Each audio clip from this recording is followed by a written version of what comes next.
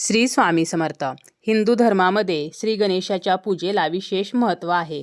म्हणूनच कोणत्याही शुभ कार्याची सुरुवात ही गणपतीच्या पूजेने केली जाते. अधिक महिन्यामध्ये विभुवन संकष्टी चतुर्थी येत असते आणि ही संकष्टी चतुर्थी अत्यंत खास मानली जाते. हिंदू धर्मशास्त्रानुसार चतुर्थी तिथी ही प्रत्येक महिन्यात 2 वेळेला येत असते. एक असते ती म्हणजे कृष्ण पक्षात येणारी आणि दुसरी असते ती म्हणजे शुक्ल पक्षात येणारी. परंतु विभुवन संकष्टी चतुर्थी जी आहे तर ती मात्र 3 वर्षातून एकदाच येते आणि असे म्हणतात की विभुवन संकष्टी चतुर्थीचे व्रत केल्याने बाप्पा आपल्या भक्तांना ज्ञान आणि संपत्तीसह आरोग्यही प्रदान करत असतात आणि भक्तांच्या सर्व मनोकामना पूर्ण करत असतात. गणपती बाप्पाला विघ्नहर्ता म्हणून सुद्धा ओळखले जाते. गणपती बाप्पांची पूजा आराधना केल्यामुळे सर्व अडथळे दूर होऊन घरामध्ये सुख समृद्धी येत असते. आणि विभुवन संकष्टी चतुर्थीचं जे व्रत आहे तर ते 3 वर्षातून एकदा येत असते. म्हणजेच काय तर ही संकष्टी चतुर्थी ही अधिक महिन्यामध्ये येणारी संकष्टी चतुर्थी आहे आणि अधिक महिना हा 3 वर्षातून एकदा येत असतो. विभुवन संकष्टी चतुर्थीलाच अधिक मास संकष्टी चतुर्थी किंवा मलमासाची संकष्टी चतुर्थी किंवा पुरुषोत्तम मासाची संकष्टी चतुर्थी म्हणून सुद्धा ओळखले जाते.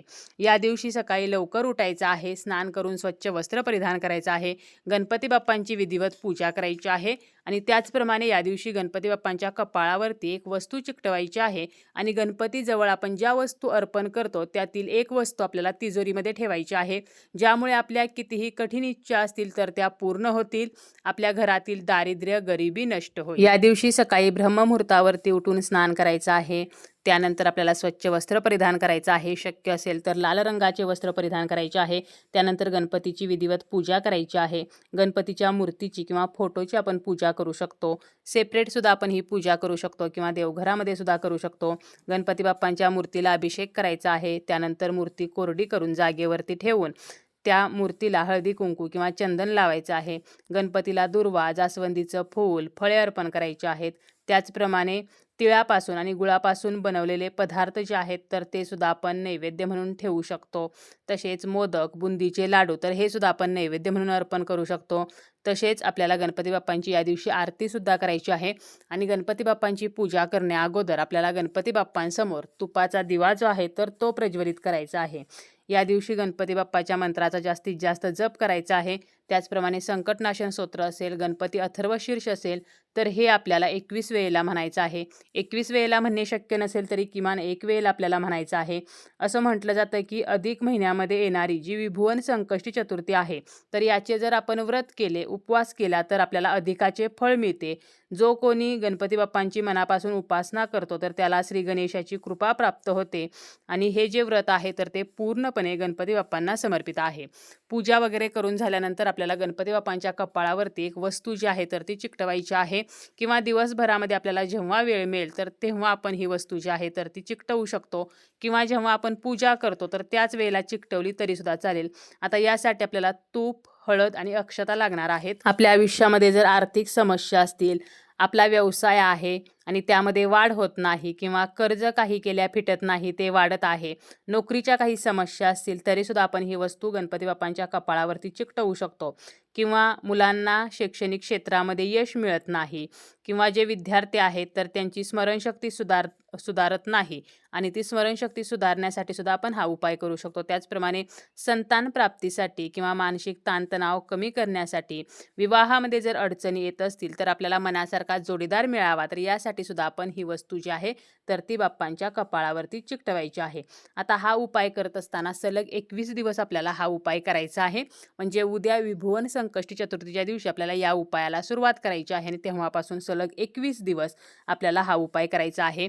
मुलगा असेल, मुलगी असेल, स्त्री, पुरुष कोणत्याही वयातील व्यक्ती हा उपाय करू शकतात.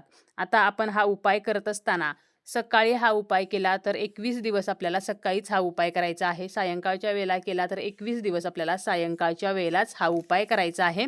म्हणजे उपाय करण्याची जी वेळ आहे तर ते आपल्याला एकतर सकाळची किंवा सायंकाळची ठेवायची आहे, परंतु दररोज तीच वेळ आपल्याला ठेवायची आहे.